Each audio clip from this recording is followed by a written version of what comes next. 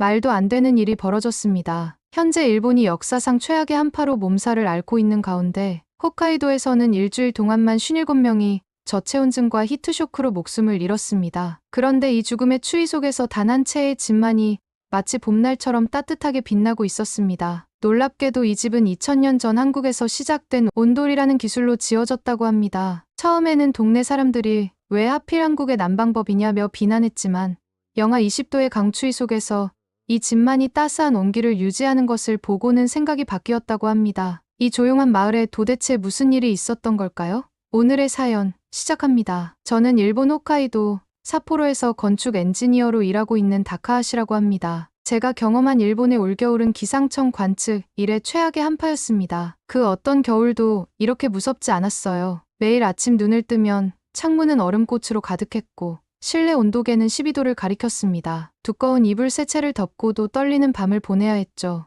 홋카이도는 원래 추운 곳이지만 이번 겨울은 달랐어. 영하 20도까지 내려간 기온은 숨쉬기조차 힘들게 했습니다. 아침에 출근길에 마스크를 쓰지 않으면 폐가 얼어붙을 것 같은 고통이 느껴졌죠. 하지만 정말 무서운 것은 바깥이 아니라 집 안이었답니다. 그날 아침 평소처럼 사무실로 출근하려던 저는 휴대폰에 울리는 긴급 재난 문자를 받았어요. 어젯밤 홋카이도 전역에서 17명 사망, 히트쇼크 주의. 저는 그 자리에서 얼어붙었습니다. 히트쇼크란 급격한 온도 변화로 인한 심장마비를 뜻하는데 주로 따뜻한 방에서 나와 차가운 화장실이나 욕실로 들어갈 때 발생하죠. 어떻게 하룻밤 사이에 17명이나 사망한 걸까요? 사무실에 도착하자마자 건축과 팀장이 긴급 회의를 소집했더군요. 다카하시 씨, 이번 사태를 어떻게 생각합니까? 팀장의 목소리가 무거웠습니다. 모두들 침통한 표정으로 저를 바라봤어요. 사실 저는 3년 전부터 일본 주택의 난방 시스템에 심각한 문제가 있다고 주장해왔거든요. 하지만 그때마다 현실성 없는 얘기라며 무시당했답니다. 제 생각은 변함없습니다. 우리 일본 주택의 난방 시스템이 문제입니다. 저는 단호하게 말했어요.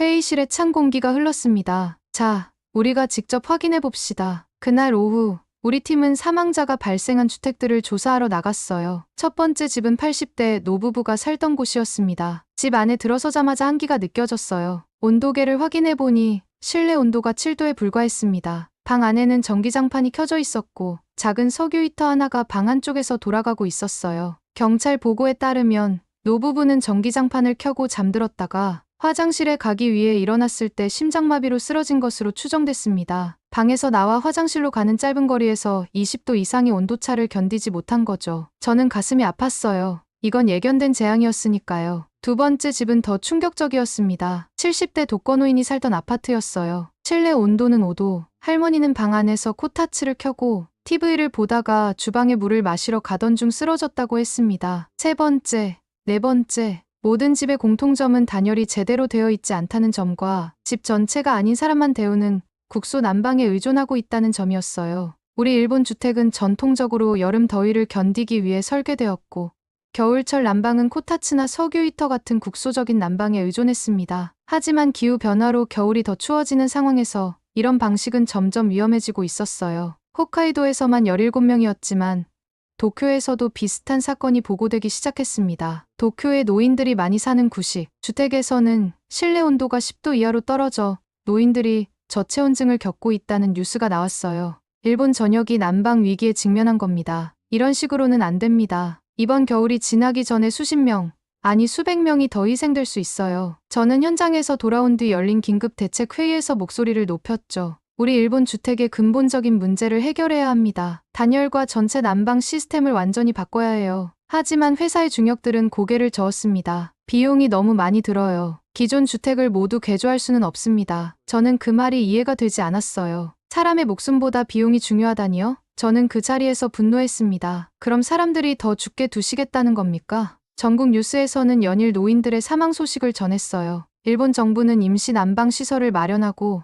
노인들에게 한파주의보가 해제될 때까지 피난소로 대피하라고 권고했습니다. 하지만 집을 떠나기 싫어하는 노인들이 많았고 피난소도 난방 효율이 좋지 않아 실내 온도가 15도를 넘지 못했죠. 저는 밤마다 잠을 이루지 못했어요. 머릿속에는 차가운 방에서 숨진 노인들의 모습이 계속 떠올랐습니다. 이대로는 안 된다. 뭔가 방법이 있을 거야. 저는 밤새 관련 자료를 찾아보기 시작했어요. 일본의 기존 난방 시스템은 대부분 국소 난방에 의존했습니다. 코타츠는 테이블 아래에만 열을 제공하고 석유 히터나 전기 히터는 직접적인 복사열로 사람을 데울 뿐 공간 전체를 데우지는 못했죠. 에어컨 난방도 있었지만 에너지 효율이 낮고 전기 요금이 많이 나와 노인들이 자주 사용하지 않았습니다. 문제는 집 전체를 효율적으로 데울 수 있는 시스템이 필요하다는 점이었어요. 그리고 그 시스템은 일본의 기존 건축 구조에도 적용할 수 있어야 했습니다. 저는 밤새 각국의 난방 시스템에 대해 조사했어요. 유럽의 라디에이터 난방, 북미의 강제 온풍 난방, 그리고 한국의 온돌 난방. 새벽 4시, 저는 한 논문을 발견했습니다. 한국 전통 온돌의 열효율성에 관한 연구라는 제목이었어요. 논문에 따르면 한국의 온돌 시스템은 바닥을 통해 열을 전달하는 방식으로 공간 전체를 균일하게 데울 수 있으며 에너지 효율도 다른 난방 방식보다 30% 이상 높다고 했습니다. 게다가 온돌은 복사열을 사용하기 때문에 습도를 유지하면서도 따뜻함을 제공하여 호흡기 질환도 줄일 수 있다고 했어요. 이거다. 저는 책상을 내리쳤습니다. 바로 이런 시스템이 지금 일본에 필요한 것이었어요. 하지만 문제는 어떻게 이 시스템을 일본 주택에 적용할 수 있을까 하는 점이었죠. 일본의 경량 목조 주택 구조와 한국의 온돌 시스템은 맞지 않는 부분이 많았습니다. 그래도 저는 포기하지 않았어요. 다음 날 아침, 저는 일찍 회사에 도착해 새로운 제안서를 작성했습니다. 한국 온돌 시스템의 일본 주택 적용 방안이라는 제목이었죠. 저는 기존 일본 주택에도 적용할 수 있는 변형된 온돌 시스템을 제안했어요. 바닥 난방 파이프를 설치하고 그 위에 얇은 모르타르층을 깔아 열전도를 돕는 방식이었습니다. 제 제안서는 회사 내에서 큰 논쟁을 불러일으켰어요. 외국의 기술을 그대로 도입하는 건 위험합니다. 일본 주택에 맞지 않아요. 비용이 너무 많이 들어요. 라는 반대 의견이 많았죠. 하지만 저는 굴하지 않았습니다. 사람들이 죽어가고 있어요. 더 이상 기다릴 시간이 없습니다. 결국 저는 회사의 지원 없이 혼자서라도 이 프로젝트를 추진하기로 결심했어요. 제 저축금을 모두 털어 홋카이도에 작은 집 한 채를 사서 실험 프로젝트를 시작하기로 했습니다. 만약 이 집에서 온돌 시스템이 효과적으로 작동한다면 회사와 정부를 설득할 수 있을 거라고 생각했거든요. 저는 그렇게 홋카이도에 작은 집을 구입한 후 본격적으로 한국의 온돌 시스템에 대해 더 깊이 연구하기 시작했습니다. 인터넷에서 수집할 수 있는 모든 자료를 모았고 심지어 한국어를 번역기에 의존해가며 읽어야 했죠. 그런데 문제는 제가 이론만으로는 실제 온돌 시스템을 구현할 수 없다는 점이었어요. 실제 경험이 필요했습니다. 어느 날 저는 도쿄에서 열리는 국제 건축 포럼에 참석했어요. 여러 나라의 건축가들이 모여 각국의 건축 기술을 교류하는 자리였죠. 그곳에서 우연히 한국인 건축가 박진호 씨를 만났습니다. 그는 서울의 유명한 건축 사무소를 운영하는 분이었어요. 저는 용기를 내어 그에게 다가갔습니다. 안녕하세요. 저는 일본의 다카하시라고 합니다. 혹시 시간이 되신다면 온돌 시스템에 대해 이야기를 나눌 수 있을까요? 제 말에 그는 놀란 표정을 지었어요. 일본인이 온돌에 관심을 갖는다는 것이 의외였나 봅니다. 온돌이요? 네, 물론이죠. 무엇이 궁금하신가요? 박진호 씨의 목소리는 친절했습니다. 저는 일본의 난방 위기와 제가 온돌 시스템을 적용해 보려는 계획에 대해 설명했어요. 그는 진지하게 들어주었습니다. 다카하시 씨, 온돌은 단순한 난방 시스템이 아닙니다. 2000년 역사를 가진 한국의 생활 문화예요. 그는 차분하게 설명을 시작했습니다. 온돌의 원리는 구드이라고 불리는 바닥 아래 공간을 통해 열기를 순환시키는 건데 현대에는 온수 파이프를 이용하죠. 저는 그의 설명에 완전히 빠져들었어요. 박진호 씨는 휴대폰을 꺼내 온돌 구조의 도면과 실제 시공 사진들을 보여주었습니다. 온돌의 가장 큰 장점은 바닥에서부터 열이 올라오기 때문에 발부터 따뜻해지고 공간 전체가 균일하게 데워진다는 거예요. 또한 추결성이 뛰어나 한 번 데우면 오래 따뜻함을 유지합니다. 그의 설명을 들으며 저는 일본의 난방 방식과 비교했어요. 일본에서 주로 사용하는 코타츠는 테이블 아래만 따뜻하고 석유 히터는 직접적인 열기로 옷은 말리고 얼굴은 화끈거리게 하면서도 발은 여전히 차가웠습니다. 에어컨 난방은 천장에서 더운 공기를 불어내리지만 금방 위로 올라가 버려 효율이 떨어졌죠. 그런데 다카하시 씨, 온돌 시스템을 일본 주택에 적용하려면 많은 어려움이 있을 거예요. 박진호 씨는 현실적인 문제를 지적했습니다. 일본의 경량 목조 주택은 한국의 콘크리트 구조와 다르니까요. 그리고 바닥 높이도 문제가 될 수 있어요. 저는 고개를 끄덕였습니다. 이미 예상했던 문제들이었어요. 그래도 저는 시도해보고 싶습니다. 사람들이 추위로 죽어가고 있어요. 제 진심 어린 말에 박진호 씨는 잠시 생각에 잠겼습니다. 그렇다면 다카하시 씨, 제가 도울 수 있을 것 같네요. 다음 주에 시간이 되시면 홋카이도에 그 집을 한번 보러 갈 수 있을까요? 그의 제안에 저는 너무 기뻐서 어쩔 줄 몰랐습니다. 꿈에 그리던 전문가의 도움을 받을 수 있게 된 거니까요. 일주일 후 박진호 씨는 약속대로 홋카이도에 왔어요. 그는 제가 구입한 작은 집을 꼼꼼히 살펴보았습니다. 일본 전통 가옥이네요. 바닥이 다타미로 되어 있고 기초 구조가 약해요. 하지만 불가능하진 않습니다. 그날 밤 우리는 호텔 로비에서 온돌 시스템 설계에 대해 심도 있게 논의했어요. 박진호 씨는 종이에 여러 구조를 그려가며 설명해 주었습니다. 기존 다타미를 걷어내고 방수층과 단열재를 깐 다음 온수 파이프를 설치해요. 그 위에 얇은 모르타르층을 만들고 마감재를 올리면 됩니다. 하지만 여전히 많은 문제가 있었어요. 일본의 건축 법규, 재료 수급 문제, 그리고 가장 큰 걸림돌은 시공을 도와줄 기술자를 구하는 일이었습니다. 일본에는 온돌을 시공해본 경험이 있는 사람이 거의 없었거든요. 제가 한국에서 기술자 몇 명을 데려올 수 있을 것 같아요. 박진호 씨가 제안했습니다. 물론 비용이 많이 들겠지만 첫 번째 프로젝트니까 완벽하게 해야죠. 그 말을 듣는 순간 저는 망설였어요. 이미 집을 사는데 저축금 대부분을 썼는데 한국에서 기술자를 초청하는 비용까지 감당할 수 있을까요? 하지만 곧 마음을 다잡았습니다. 사람들의 목숨이 걸린 일이니 어떻게든 해내야 해요. 다행히 박진호 씨는 제 열정에 감동했는지 프로젝트 비용의 일부를 지원해주겠다고 했어요. 이건 단순한 비즈니스가 아닙니다. 사람들의 생명을 구하는 일이니까요. 그의 말에 저는 눈시울이 뜨거워졌습니다. 하지만 우리의 계획은 곧 난관에 봉착했어요. 일본 건축관청에 온돌 시스템 설치 허가를 신청했는데 거절당한 겁니다. 기존 건축 법규에 맞지 않는 시스템입니다. 안전성이 검증되지 않았어요. 저는 관청을 직접 찾아가 담당자를 만났습니다. 이 시스템은 이미 한국에서 수천 년 동안 안전하게 사용되어 왔습니다. 게다가 현대식 온돌은 더욱 안전하고 효율적이에요. 하지만 담당자는 고개를 저었죠. 외국의 시스템을 그대로 도입할 수는 없습니다. 일본의 기준에 맞는 검증 과정이 필요해요. 그날 저녁, 저는 좌절감에 빠져 있었어요. 박진호 씨가 위로했습니다. 다카하시 씨, 관료주의는 어느 나라나 비슷해요. 하지만 포기하지 마세요. 다른 방법을 찾아봅시다. 우리는 전략을 바꾸기로 했습니다. 공식적인 허가를 받기 전에 먼저 비공식적인 시범주택을 만들어 그 효과를 증명하는 거예요. 일본에서는 개인 주택의 내부 리모델링에 대해서는 비교적 규제가 덜했거든요. 그래서 우리는 제 집을 완전히 비밀리에 개조하기 시작했습니다. 박진호 씨가 한국에서 2명의 온돌 전문 기술자를 데려왔어요. 그들은 관광으로 입국했고 우리는 조용히 작업을 진행했죠. 작업은 생각보다 어려웠습니다. 먼저 기존의 다타미와 마루를 모두 걷어내야 했어요. 그 아래 목재 바닥 구조가 드러났는데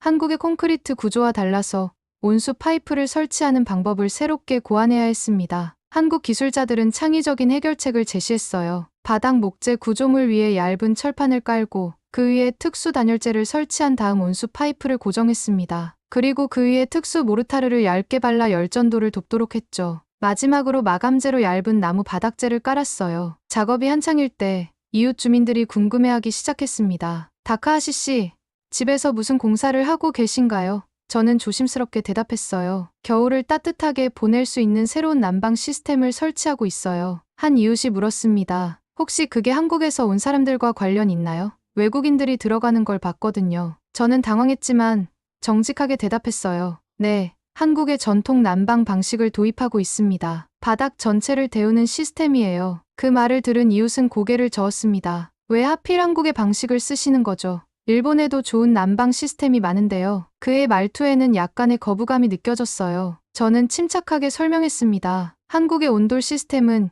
2000년의 역사를 가진 검증된 기술입니다. 에너지 효율이 뛰어나고 균일하게 집 전체를 데울 수 있어요. 무엇보다 히트쇼크의 위험이 없습니다. 하지만 그 이웃은 여전히 의심스러운 눈빛이었어요. 외국 기술에 의존하는 건 좋지 않아요. 일본의 기술로도 충분히 해결할 수 있을 텐데요. 그의 말은 단순한 개인 의견이 아니라 일본 사회 전반에 퍼져 있는 보수적 태도를 반영하고 있었습니다. 작업은 2주 동안 계속되었어요. 마침내 온돌 시스템 설치가 완료되고 보일러를 연결하는 날이 왔습니다. 저는 긴장된 마음으로 시스템을 가동했어요. 처음에는 아무 변화가 없었습니다. 바닥은 여전히 차가웠죠. 걱정하지 마세요. 시간이 좀 걸립니다. 한국 기술자가 설명해 주었어요. 바닥 전체가 데워지려면 적어도 2~3시간은 필요해요. 저는 불안한 마음으로 기다렸습니다. 만약 이 시스템이 제대로 작동하지 않는다면 모든 투자와 노력이 물거품이 될 테니까요. 3시간 후 기적 같은 일이 일어났어요. 바닥이 서서히 따뜻해지기 시작했습니다. 맨발로 바닥을 걸었을 때 그 따스함이 발바닥을 통해 온몸으로 퍼져나갔어요. 실내 온도계는 서서히 올라가서 20도를 가리켰습니다. 바깥은 영하 15도였지만 집 안은 봄날처럼 따뜻했어요. 성공했습니다. 모두가 기뻐했습니다. 저는 감격에 겨워 눈물을 참을 수 없었어요. 드디어 해냈다는 안도감과 기쁨이 밀려왔죠. 박진호 씨는 등을 두드려 주었습니다. 축하해요. 다카하시 씨. 이제 일본에도 첫 번째 온돌집이 생겼네요. 그날 밤 저는 처음으로 따뜻한 집에서 편안하게 잠들 수 있었어요. 두꺼운 이불도 전기장판도 필요 없었습니다. 바닥에서 올라오는 자연스러운 온기가 방 전체를 감싸고 있었어요. 다음 날 아침 놀라운 일이 벌어졌습니다. 밤새 폭설이 내려온 마을이 눈에 파묻혔어요. 기온은 영하 20도까지 떨어졌죠. 전력 공급이 불안정해져 마을의 절반이 정전을 겪었습니다. 사람들은 추위를 피해 임시 대피소로 향했어요. 하지만 저희 집은 달랐습니다. 온돌 시스템은 이미 바닥을 충분히 데워놓아서 보일러가 잠시 멈추더라도 4-5시간은 따뜻함을 유지할 수 있었어요. 저는 이웃들에게 문을 열었습니다. 우리 집으로 오세요. 여기는 따뜻해요. 처음에는 몇 명만 조심스럽게 들어왔지만 곧 소문이 퍼져 10여 명의 이웃들이 모였어요. 그들은 처음 맨발로 바닥을 밟아보고는 놀라움을 감추지 못했습니다. 이게 뭐죠? 바닥이 이렇게 따뜻하다니. 저는 온돌 시스템에 대해 설명해 주었어요. 처음에는 한국의 기술이라는 말에 약간 경계하던 이웃들도 직접 체험해보니 생각이 바뀌는 듯 했습니다. 특히 80대 노인 스즈키 씨는 감격해 하셨어요. 50년 넘게 일본에 살았지만 이렇게 따뜻한 집은 처음이에요. 발부터 따뜻하니 온몸이 녹는 것 같아요. 그날 밤 우리 집은 마을의 작은 피난소가 되었습니다. 이웃들은 바닥에 이불을 깔고 편안하게 잠을 잤어요. 아침에 일어나서도 아무도 감기 기운이나 관절통을 호소하지 않았습니다. 온돌의 효과가 증명된 순간이었죠. 뉴스에서는 그날 밤 홋카이도 전역에서 또다시 12명이 저체온증과 히트쇼크로 사망했다고 보도했어요. 하지만 우리 마을에서는 단 한 명의 사망자도 없었습니다. 저는 결심했어요. 이제 더 큰 계획이 필요해요. 이 시스템을 널리 알려야 합니다. 박진호 씨도 동의했습니다. 다카하시 씨, 이제 시작에 불과해요. 한국과 일본이 함께 협력한다면 더 많은 생명을 구할 수 있을 거예요. 그의 말에 저는 깊이 공감했습니다. 국적과 민족을 뛰어넘어 사람들의 생명을 구하는 것이 진정한 기술의 가치라고 생각했거든요. 그날 저녁, 저는 처음으로 제 회사 팀장에게 전화를 걸었어요. 우리 집에 한번 와보세요. 제가 보여드릴 것이 있습니다. 팀장은 의심스러워하며 물었습니다. 무슨 일인가요? 저는 간단히 대답했어요. 일본의 난방 문제를 해결할 방법을 찾았습니다. 저는 회사 팀장이 제 집을 방문했을 때의 표정을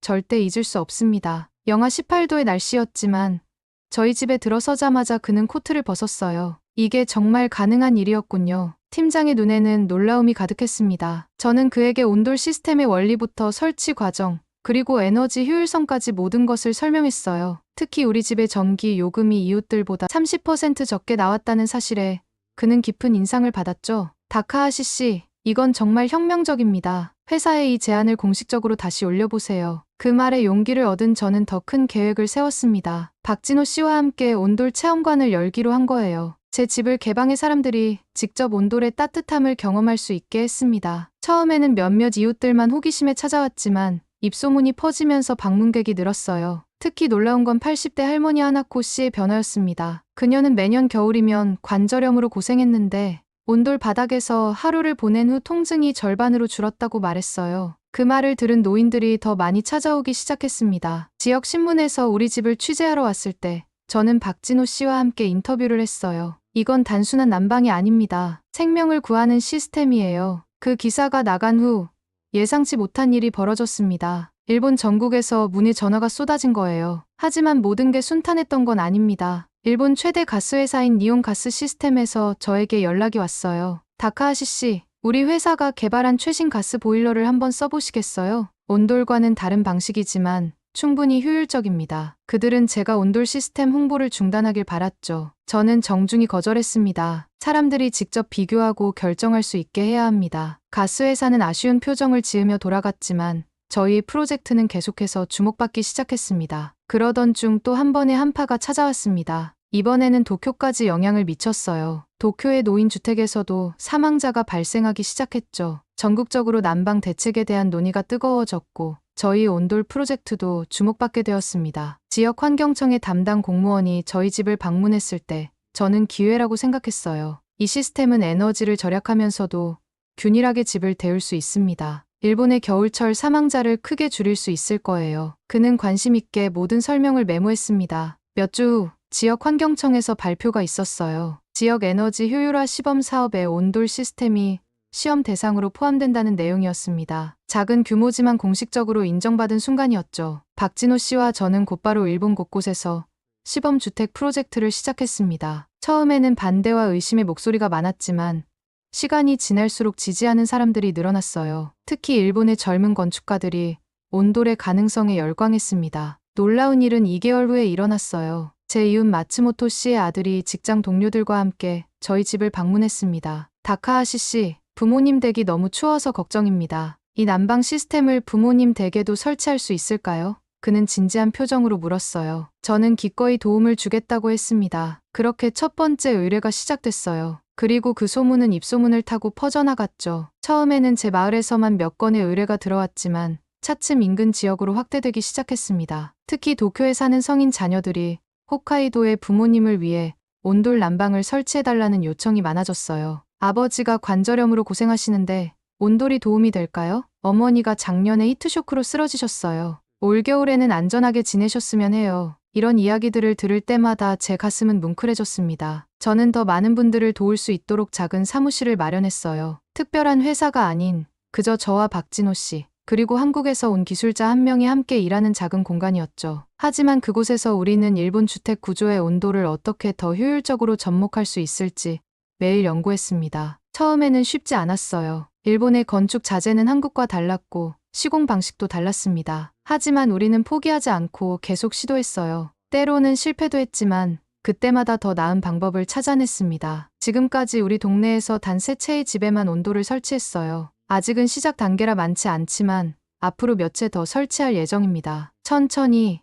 하지만 확실하게 진행하고 있답니다. 무엇보다 중요한 건 안전과 효율성이니까요. 가끔 저는 생각합니다. 왜 우리는 좋은 것을 받아들이는데 이렇게 주저했을까요? 단지 그것이 다른 나라에서 온 기술이라는 이유만으로 우리 일본인들은 얼마나 많은 겨울을 춥게 보냈을까요? 온돌이 처음 제안됐을 때 일본식으로 해결해야 한다며 자존심을 내세웠던 날들이 이제는 부끄럽게 느껴집니다. 좋은 지혜는 어디서 왔든 소중하게 여겨야 한다는 것을 저는 이제야 깨달았어요. 지금도 제 사무실에는 매일 전화가 옵니다. 우리 부모님 집도 따뜻하게 해주세요. 우리 마을 노인회관에도 온돌을 설치할 수 있을까요? 아직 갈 길이 멀지만 한 집 한 집, 한 걸음 한 걸음 나아가고 있습니다. 어제는 동네 할머니 하나코 씨가 직접 찾아오셨어요. 작년에 첫 번째로 온돌을 설치해드린 분이셨죠. 다카하시 씨, 내 평생 이렇게 따뜻한 겨울은 처음이에요. 한국 사람들에게 고맙다고 전해주세요. 할머니의 주름진 손이 제 손을 따뜻하게 잡았습니다. 그 순간 저는 깨달았어요. 이것은 단순한 난방 시스템의 문제가 아니었습니다. 서로의 지혜를 존중하고 함께 더 나은 삶을 만들어가는 과정이었던 거죠. 한국의 오래된 지혜가 일본의 현대적 문제를 해결하는 모습을 보며 저는 문화와 지식에는 국경이 없다는 것을 배웠습니다. 이제 저는 매일 아침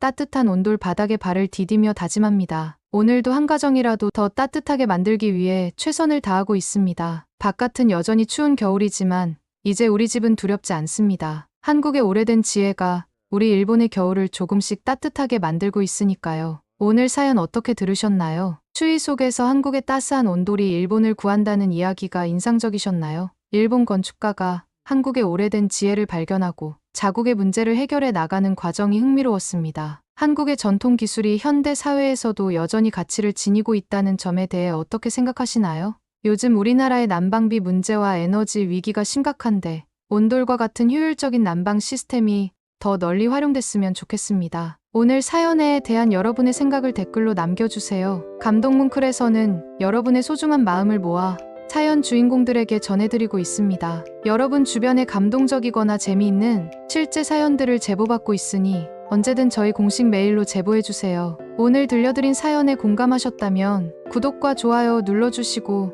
주변 분들과도 공유해주세요. 여러분의 작은 관심과 응원이 더욱 좋은 콘텐츠를 만드는 데 큰 힘이 됩니다. 오늘도 여러분의 하루의 작은 즐거움이라도 되었기를 바라며 지금까지 감동뭉클이었습니다. 끝까지 시청해주셔서 감사합니다. 다음에 더 감동적인 사연으로 찾아뵙겠습니다.